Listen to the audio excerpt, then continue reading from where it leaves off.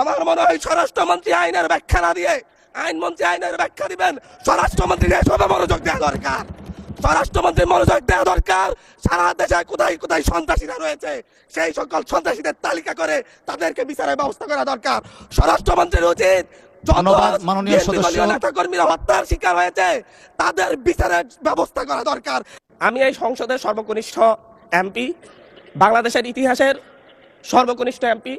আমি এখানে দাঁড়িয়ে আপনারা যে জেনজির কথা বলেন সেই জেনজির প্রতিনিধি হয়ে আমি সংসদে কথা বলতে আসছি।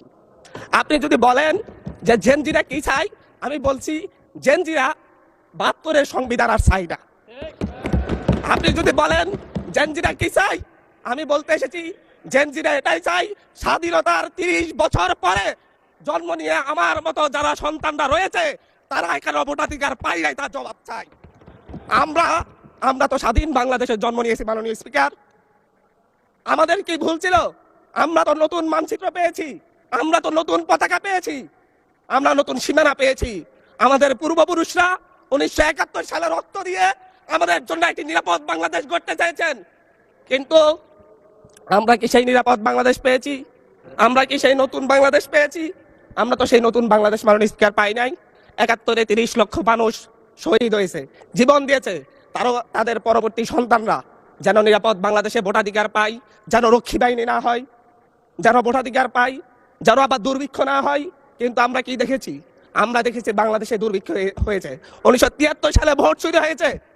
আমরা দেখেছি তার পরবর্তী সময়ে শহীদ প্রেসিডেন্ট জিয়াউর রহমান বাংলাদেশকে অর্থনৈতিকভাবে, রাজনৈতিকভাবে, গণতান্ত্রিকভাবে বাংলাদেশকে পুনরুদ্ধার করার জন্য উনি অটল ভূমিকা রেখেছেন।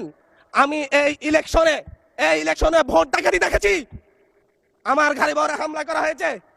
আমি কি এই ইলেকশনের জন্য নিজের রক্ত জড়িয়েছি?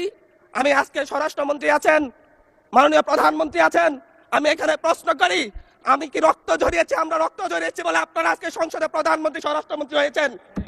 রক্ত ঝরার পরে, রক্ত ঝরিয়ে গুলিবিদ্ধ হয়ে ৩ দিনের মাথায় গুলিবিদ্ধ হয়ে, দয়া করে থামুন মাননীয় সংসদ সদস্য, আপনার বক্তব্য অব্যাহত রাখুন।